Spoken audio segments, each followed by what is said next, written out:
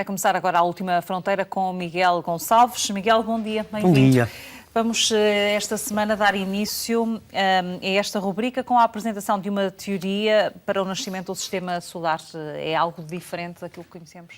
É diferente, é exótico, mas consegue pelo menos responder a um dos puzzles, digamos assim, que nós temos presentemente sobre aquilo que conhecemos sobre o início da formação do sistema solar. A teoria mais aceita até hoje dizia que há muito tempo, há mais de 4,6 mil milhões de anos, a explosão de uma estrela de grande massa agitou o reservatório de gás e poeira que, no fundo, depois colapsou gravitacionalmente, rodou muito rapidamente e criou o nosso Sol e os planetas como nós o conhecemos. Esta é uma teoria que consegue responder a muitas das nossas questões sobre a formação planetária, não apenas do nosso sistema solar, mas eis então que surge uma nova teoria que diz uma coisa um bocadinho diferente, que diz o seguinte: sim, eventualmente podemos ter aqui uma explosão, mas não de uma supernova. Se calhar aqui a atriz principal nesta história, digamos assim, é uma estrela também de grande massa, mas um tipo de estrela que os astrónomos conhecem como Wolf-Rayet, que são estrelas com cerca de 40 a 50 vezes o tamanho do nosso Sol, e tem uma particularidade interessantíssima, que é, são diabólicas, Estela. Diabólicas no sentido em que são extremamente quentes, extremamente energéticas, perdem a sua massa muito rapidamente através de ventos estelares fortíssimos, e são esses ventos estelares que nas redondezas destas estrelas criam uma espécie de bolhas, umas autênticas cavidades, que são sítios ideais para a formação de estrelas. E porquê? Porque essas cavidades são conchas no fundo, têm conchas muito densas de gás e poeira. E quando tu tens conchas de gás e poeira, elas, se calhar, mais tarde ou mais cedo, começam a juntarem-se, começam a colapsar gravitacionalmente e podem dar origem à formação de estrelas. Eis uma simulação daquilo que pode ter acontecido. Isto é apenas uma imagem, nós depois vamos ver uma simulação de como é que estes ventos da estrela, que está no canto inferior esquerdo, consegue depois criar precisamente essas bolhas com as conchas densas que formam no fundo das estrelas. Porquê é que eu disse há bocado que isto consegue explicar alguns mistérios da formação do sistema solar? Porque nós temos uns calhaus autenticamente deliciosos, chamados meteoritos, que têm a idade, no fundo, do nosso sistema solar, ou seja, são as primeiras estruturas rochosas do sistema solar. E esses meteoritos dizem-nos que, no início da formação do sistema solar, havia muito alumínio 26, um dos primos dos isótopos de alumínio, e pouco ferro 60. Ora, se fosse uma supernova normal a criar o sistema solar, nós não teríamos propriamente esta disparidade de quantidades. Muito alumínio 26, pouco ferro 60. Mas as Wolf-Rayet, precisamente, quando estão na sua fase frenética de formação de ventos solares e mesmo na sua parte final da sua vida, conseguem sintetizar muito alumínio 26 e pouco ferro 40. E, portanto, esta teoria consegue pelo menos ajustar, consegue explicar porque é que estes meteoritos nos contam que no início do sistema solar havia muito alumínio 26 e pouco ferro 60. É uma teoria, tem alguma explicação, vai ser obviamente melhorada ao longo do tempo, mas pelo menos é mais uma história para a formação do sistema solar. E sobre o sistema solar, vamos também contar as novidades de um corpo absolutamente extraordinário. Eu tenho sempre que recorrer à minha cábula para dizer o nome, é o xarículo, que quase parecia o nome de um animal doméstico, mas não, é mesmo o xarículo. E o xarículo é uma autêntica batata voadora.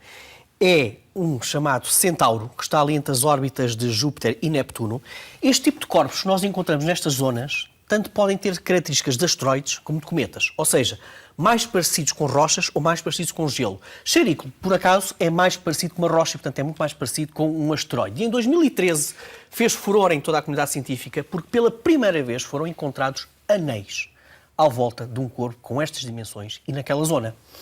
Ora, desde essa altura para cá nós já encontramos uma série de outros corpos, ali naquela zona também com anéis. Não sabemos muito bem como é que estes corpos conseguem ter este tipo de anéis, mas agora, e porque é que nós contamos, porque é que trazemos aqui de novo o xarículo, é que houve uma autêntica campanha de observação do xarículo, feita por astrónomos profissionais e amadores, com telescópios profissionais e amadores, que no fundo tentaram ver quando o xarículo passa à frente de uma estrela e a oculta, como é que brilham os anéis. Houve conclusões? Houve conclusões. Conseguiram identificar, no fundo, que este xarículo tem dois anéis, sobretudo, um deles que tem entre 5 a 7,5 km de largura e outro entre 0,1 e 1 km de largura. Portanto, conseguiram identificar claramente 2 anéis. Mais interessante do que isto, não identificaram nenhuma lua à volta do extrarículo e também não identificaram nenhum material ejetado da superfície deste corpo.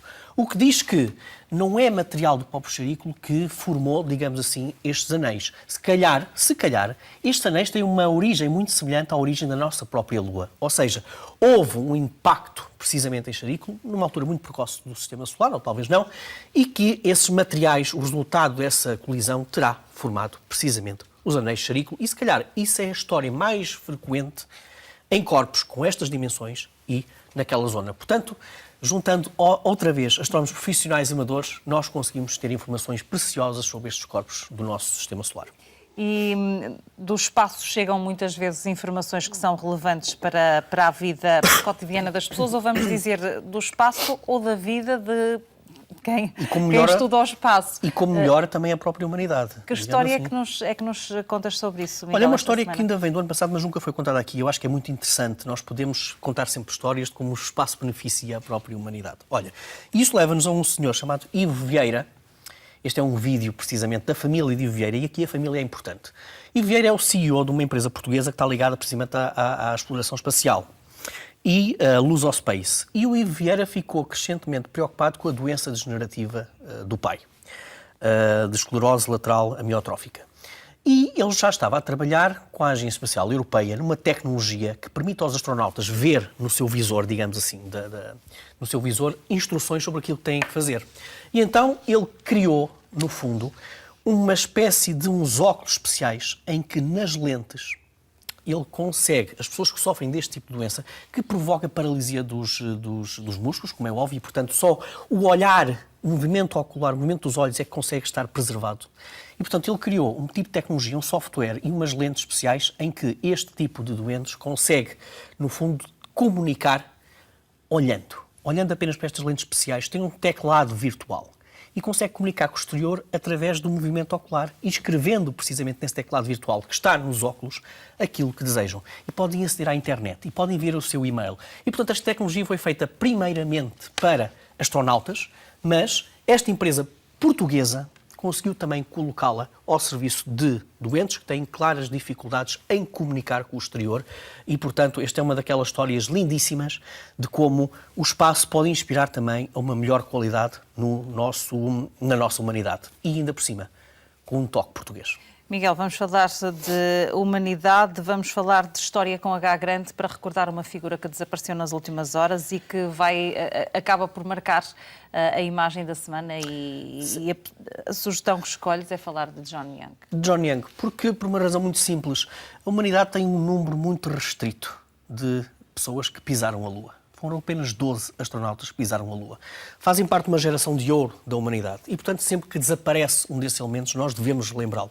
E foi o caso na passada sexta-feira. O nome de John Young? John Young, o nome de John Young, que foi um dos astronautas notáveis que trabalhou no programa Gemini, trabalhou em 2 missões Apollo. Ele caminhou na Lua na missão Apollo 16 e ainda trabalhou no programa do vai-vem espacial. Portanto, foi um dos mais prolíficos, um dos mais trabalhadores astronautas da NASA. Pioneiro. Retirou-se em 2004, Stella, com 15 mil horas de voo espacial, o que é absolutamente notável.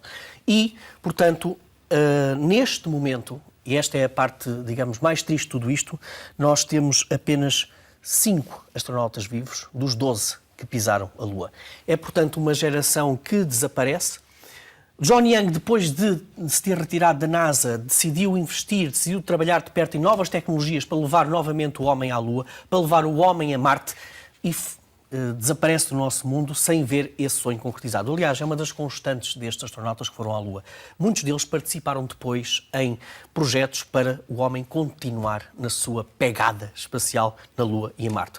E, portanto, fica aqui também a nossa homenagem a este notável astronauta que, repito, pisou a Lua na missão Apollo 16, esteve também na Apollo 10 e que foi um dos mais brilhantes astronautas do seu tempo. Miguel Gonçalves, e com esta notícia nos despedimos esta semana. Bom domingo. Obrigado, igualmente. Fazemos uma pausa na informação que regressa à hora certa outra vez. Até já.